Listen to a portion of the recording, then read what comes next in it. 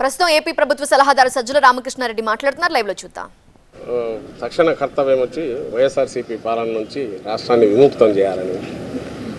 అసలు ఈయనకు last time చేసినప్పుడే 2 చోట్ల ఆయన పోయాడు. ఇప్పుడు వచ్చి వైఎస్ఆర్సీపీ విముక్త రాష్ట్రాన్ని తీసుకొచ్చి చంద్రబాబును ఎందుకు చేయాలనే దానికి రీజన్ అయితే లేదు. తాను ఒకటి తను చెప్పుకుంటున్న భాష్యం ఏదైతే ఉందో అంతా ఘోరాలు జరిగిపోతున్నాయి అనేది చెప్పడం తప్ప సరైన కారణం చెప్పలేకపోతున్నాడు. ఆ రోజు చెప్పలేకపోతున్నాడు, ఈ రోజు చెప్పట్లేదు. అయితే ఫస్ట్ నుంచి ఒక గ్రౌండ్ ప్రిపేర్ చేసుకుంటూ వస్తున్నాడు. అయితే మాకు చాలా రోజులు చేతమవుతుంది. తక్కువ సీట్లకు ఒప్పుకొని పైగా అందులో పోటీ కాదు విన్నింగ్ ఛాన్స్ ఎట్టుంది అనేది చూడాలా అనేది చూడడం. వీటన్నిటి ద్వారా తను బలము లేదు, స్పొరాడిక్గా అక్కడక్కడ ఉంది. ఒకవేళ ఏదన్నా ఉంటే అది చంద్రబాబు గుత్తమొత్తంగా ఇవ్వాలి అనే ధోరణి, విపరీత ధోరణి రాజకీయ పార్టీలో ఉండకూడదు. పవన్ కళ్యాణ్లో కనిపిస్తుంటే ఇంకో పక్క చంద్రబాబు నాయుడు తనకు అప్పనంగా దొరికిన జనసేనను మింగేసి ఏ రకంగా తద్వారా ప్రయోజనం పొందాలనుకున్నది ఆయనకు తెలిసిన ఏకైక విద్య ఏదైతే ఇలాంటి ఎత్తుగడల్లో వీటిలో పొత్తులు పెట్టుకోవడంలో. ఆ రోజేమో 19 ఎలక్షన్లో యాంటీ ఇన్కంబెన్సీ ఓటు చీలాల కాబట్టి లాస్ట్ మినిట్లో ఆయన ఇండిపెండెంట్ పోటీ చేయమని చెప్పాడు. ఈరోజేమో యాంటీ ఇన్కంబెన్సీ ఓటు ఉందనుకుంటున్న చీలకూడదు. అందువల్ల ఆయన మళ్ళీ దగ్గరికి తెచ్చుకున్నాడు. సో 14 నుంచి ఈయన పార్టీ పెట్టినప్పటి నుంచి పవన్ కళ్యాణ్ మొత్తంగా ఒక 100% subsidiary of Telugu Desam party, fully owned by Chandrababu Naidu అన్నట్టే జనసేన ఆయన పవన్ కళ్యాణ్ నడుస్తున్నారనేది మరోసారి తేటతెల్లమైంది. కానీ వాళ్ళు ఎన్ని జిమ్మిక్కులు చేసినా ఏం చేసినా 87% జగన్మోహన్ రెడ్డి గారి అందజేసిన పథకాల వల్ల బెనిఫిట్ అయిన స్టేటు కన్సిస్టెంట్గా అన్ని సీట్లు గెలుచుకుంటూ కుప్పంలో కూడా విజయం వైపు అడుగులు వేస్తున్న నేపథ్యంలో వైఎస్ఆర్సీపీ వీటి వల్ల ఏం ఉపయోగం ఉండదు. పైగా ఒకటే కనపడేది ఏంటంటే ఒక రాజకీయ పార్టీగా పేరు చెప్పుకొని ఆయన తన సామాజిక వర్గాన్ని కానీ పవన్ కళ్యాణ్ లేదా తన అభిమానులు అనుకునే వాళ్ళని కానీ వాళ్ళని ఇట్లా మోసం చేయడం అనేది మాత్రం చూస్తే ఆయన చూసేదానికి జాలి కంటే కూడా ఆయన అభిమానించే వాళ్ళని చూస్తే జాలి కలుగుతుంది, పాపం అనిపిస్తుంది. ఇలాంటి లీడర్ అనుకునేవాడిని నమ్ముకోవడం ఇది ముందుకు పెట్టుకోవడం అసలు పార్టీలాగా కూడా వ్యవహరించలేకపోయిన పరిస్థితి ఏది అనేది అక్కడ బాగా కనపడుతుంది. సార్, చంద్రబాబు తన కుటుంబానికి 3 సీట్లను ప్రకటించుకున్నారు. కానీ జనసేన పార్టీ అధినేతగా పవన్ కళ్యాణ్ కనీసం తన సీట్లు కూడా ప్రకటించుకున్న ఆయన నేను అంటున్నా కదా. అసలు 24 అది అనౌన్స్మెంట్ కూడా పవన్ కళ్యాణ్ కాకుండా ఆయన చేయడం. అంటే జనసేన ఎన్ని సీట్లు పోటీ చేస్తున్న 175 కూడా ఆయనే చెప్పడం. 24 ఆ 24లో ఎంతమంది ఈయన క్యాండిడేట్లు ఉంటారు? అవన్నీ చంద్రబాబు నాయుడు పెట్టే క్యాండిడేట్లే ఉంటారు. వాళ్ళల్లో కూడా ఎక్కడికక్కడ బహుశా బీజేపీ కూడా దాంట్లోనే ఇస్తాడేమో తెలియదు. 24లోనే చంద్రబాబు నాయుడు ఈయన చేస్తున్న చంద్రబాబు నాయుడు చేస్తున్న ఎత్తులు ఏమున్నాయి ఉన్నాయో ఇటుపక్క బీజేపీతో పొత్తు పెట్టుకోవాలనే ప్రయత్నం, ఆ ఆత్రం.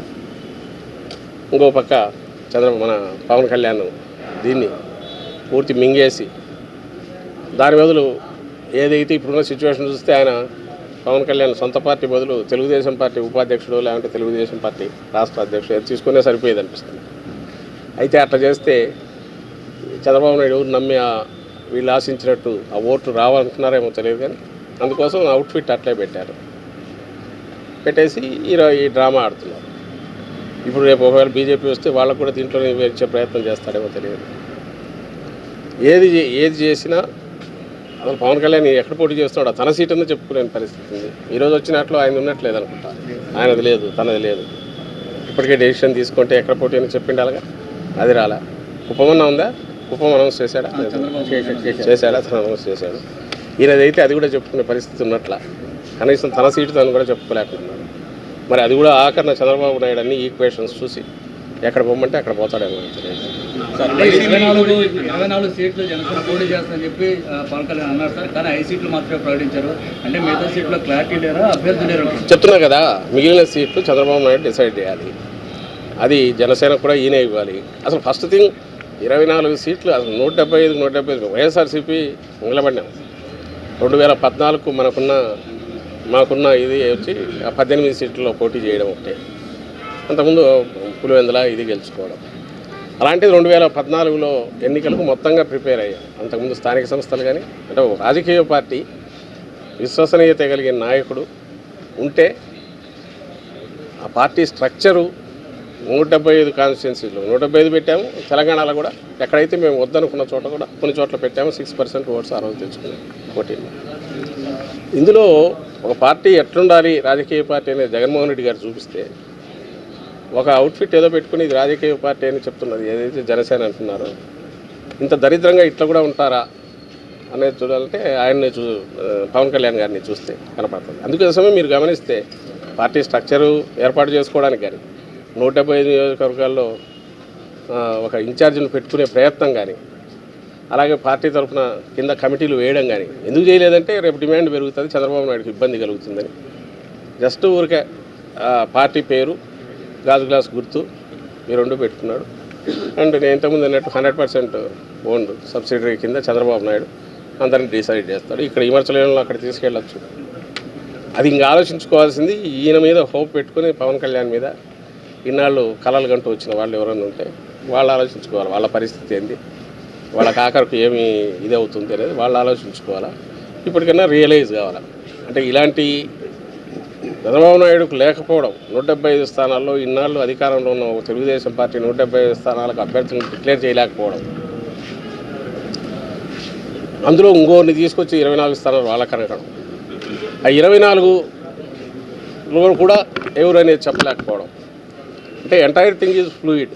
ఇందులోనే బీజేపీలో కూడా ఒకవేళ పొత్తు కుదిరితే ఈయన పంపిస్తాడు అనుకుంటా, మన అభ్యర్థులనే పంపిస్తాడు. సో మాస్టర్ ప్లానింగ్ ఆయన చేస్తాడు. దాని నుంచి దీని నుంచి అనేది ఆయన.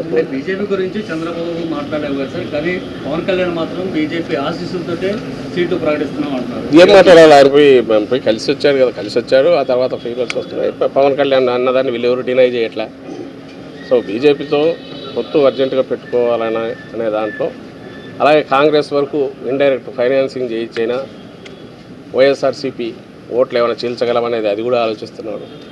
ఓవర్వెల్మింగ్గా వైఎస్ఆర్ కాంగ్రెస్ పార్టీకి జగన్మోహన్ రెడ్డి గారికి ఉన్న పర్సెంటేజ్ ఆ పాజిటివ్ ఇది ఏదైతే కనుపుతుందో దాంట్లో ఏమాత్రం చిన్నది డెంటిన్ చేయాలన్నా వీలవుతుందేమో అది అన్ని రకాలుగా ఆయన ప్రయత్నం చేస్తున్నాడు.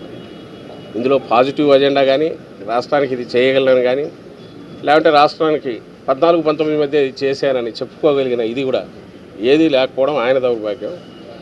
అలాంటి ఎత్తిపోయిన కేసుకు సబ్సిడరీ కింద పోవడం ఈయన బలహీనత, ఈయన దారిద్ర్యం ఇది కనపడుతుంది దాంట్లో.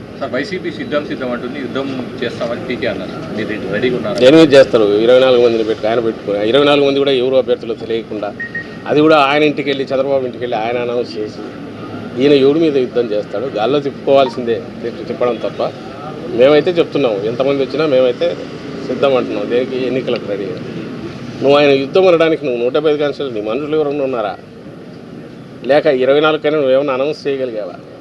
చిలక పలుకులు పలికితే సరిపోతుందా? ఆయన అనుకున్నవి, చంద్రబాబు అనుకున్నవి నేను చిలక పలుకులు పలుకుతున్నాడు తప్ప అంతకుమించి తనకు సొంతంగా ఉన్న ఇది ఉంటాయి కదా. ఆ చిలక పలుకుల ద్వారానే ఇన్నాళ్ళు వాళ్ళు మీడియాలో రాసుకోవడం ద్వారా ఒక నెరేటివ్ ఏదో బిల్డ్ చేసే ప్రయత్నం చేశారు. రాష్ట్రంలో ఏదో ఘోరాలు జరిగిపోతున్నాయని. అయితే ఎందుకు నిలబడవంటే నేను ఇంతకుముందు అన్నట్టు 87-90% మంది బెనిఫిట్ అయ్యారు ఇక్కడ రాష్ట్రంలో. ఏదో ఒక రకంగా కన్సిస్టెంట్గా అవుతున్నారు. వెల్ఫేర్ కావచ్చు, డెవలప్మెంట్ కావచ్చు కళ్ళ ముందు కనపడుతుంది. అది కంటిన్యూ కావాలని అందరూ ఓవర్వెల్మింగ్ కోరుకుంటున్నారు. కాబట్టి వీళ్ళ ఏ ఎత్తుగడలు వేసినా అవి అయితే నిలబడవు. బీజేపీతో పొత్తున ఆల్రెడీ ప్రయత్నాలు చేశారు. ఇప్పుడు ఇద్దరే 2 పార్టీలు అనౌన్స్ చేశారు. అంటే బీజేపీతో పొత్తు లేనట్టని భావిస్తున్నారు. బీజేపీ పొత్తు పెట్టుకోవాలని ఆత్రంగా ఉన్నాము. అయిపోయింది ఆల్మోస్ట్. నిన్న ఏదో చార్టెడ్ ఫ్లైట్ అన్నారు, మొన్న పోతున్నాం అన్నారు. పవన్ కళ్యాణ్ అది బయటకు వాళ్ళు పోయిపోతారు, నెక్స్ట్ చంద్రబాబు పోతాడన్నారు. వాళ్ళు ఎవరు పెట్టుకునేది అదొక పార్టీ. సరే జనసేన కాదు కానీ చంద్రబాబు నాయుడు ఒక పార్టీ అని ఆయన చెప్పుకుంటున్నాడు కాబట్టి అది వాళ్ళ నిర్ణయం, పెట్టుకుంటారు లేదు. కానీ పెట్టుకునే దానికి వెంపర్లాడుతున్నాడు. అది పెట్టుకొని తద్వారా ఏదన్నా కొంత ఓట్లు గెయిన్ చేసుకోవాలని చూస్తున్నాడు. సకల శక్తులు కూడగట్టుకొని మమ్మల్ని ఢీకొనాలని చూస్తున్నాడు. లాస్ట్ డిచ్ ఎఫర్ట్స్ అంటారు కదా, దింపుడు కళ్ళ మాస, దాంతో ప్రయత్నం చేస్తున్నారు అనే దాంట్లో భాగంగా ఆయన పోయి అమిత్ షాను కలవడము, బీజేపీ వాళ్ళతో లోపాయికారిగా ఈయన ఏజెంట్లు ఉన్నారు కదా అక్కడ, టీడీపీలోంచి బీజేపీలో ఉన్న 4-5 నాయకులు వాళ్ళ ప్రయత్నాలు ఇవన్నీ మీ మీడియాలో మీరే రాస్తున్నారు, బయటకు వస్తున్నాయి. అంటే ప్రయత్నాలు అయితే చేసుకుంటున్నాడు. సార్ ఈ లిస్టులో సామాజిక న్యాయం కల్పించిన అభ్యర్థులుగా పెట్టి రాష్ట్రం మీద కుదురుతుందని చంద్రబాబు ఏది వైసీపీ రౌడీల అభ్యర్థులుగా పెట్టి రాష్ట్రం మీద కుదురుతుందని చంద్రబాబు అది ఏదన్నా అనుకోవచ్చు. ఎవరు అనేది ప్రజలకు తెలుసు. ఆయన కేవలం పడికట్టు మాటలు 4 పెట్టుకునేందుకు మాత్రం ఎవరు ఇది అవుతుంది. ఈరోజు ఇది అంటున్నాడు, రేపు ఇంకొకటి అంటాడు. అసలు రాష్ట్రం నాశనం అయిపోతుంది అంటాడు, ఇంకో శ్రీలంక అయిపోతుంది అంటాడు. ఈయనేమో మరి ఆయన అనౌన్స్ చేసేవేమో మన ఎప్పుడో లెక్కేస్తే 30,000-40,000 కోట్లు అవుతుంది ఒక స్కీమే ఆయన చెప్పినట్టు ఇస్తే. కానీ ఎప్పుడు ఇవ్వడు తెలుసు. అందులో 0.5% ఏమైనా ఇస్తాడు. గతంలో హిస్టరీ మనం చూస్తే అలాంటిదే ఉంది ఆయన హిస్టరీ అంతా. జనం నమ్ముతారు, జనం గొర్రెల్లాగా నమ్ముతారు. తను 5 ఏళ్ళు అయిపోయింది కాబట్టి మర్చిపోయి ఉంటారని అనుకుంటున్నాడు కాబట్టి ఆయన ఏదైనా మాట్లాడతాడు. మామూలు ఉద్దేశించి కూడా ఎలాంటి మాటలైనా మాట్లాడతాడు. బట్ అల్టిమేట్గా ప్రజలు అనుభవించినారు, ఆ పీరియడ్ అనుభవించినారు.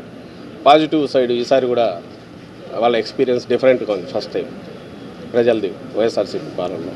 కాబట్టి దే హ్యావ్ ఆల్రెడీ డిసైడెడ్ అని మాకు వస్తున్న దీంట్లో కనపడుతుంది. మా సర్వేలో కానీ మాటలో కానీ ప్రమాణం కనపడుతుంది. We will sweep last time కంటే బెటర్ ఇది ఉంటుంది. 175 టార్గెట్ మాది అట్లే ఉంది.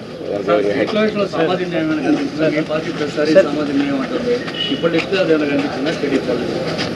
అసలు అది ఆ లిస్టే దానికి ఏదైనా ఒక ఇది లేదు, శాంక్టిటీ లేనప్పుడు దాంట్లో మళ్ళీ దానికోసం వెతకడం చూసేది ఇంకా అందులో అనౌన్స్ చేయాల్సి ఉంది.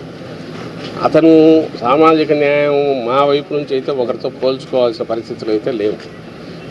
ఈయన క్రియేట్ చేసిన బెంచ్ మార్క్ ఏదైతే ఉందో జగన్మోహన్ రెడ్డి గారు, అది దాని దగ్గరికి రావాలంటే వీళ్ళ వల్ల జన్మలో కాదు. ఎందుకంటే వీళ్ళు ఎప్పుడు ఆ తరహా ఆలోచించాలే. సోషల్ ఇంజనీరింగ్ గురించి ఆ ధైర్యము చేయలే.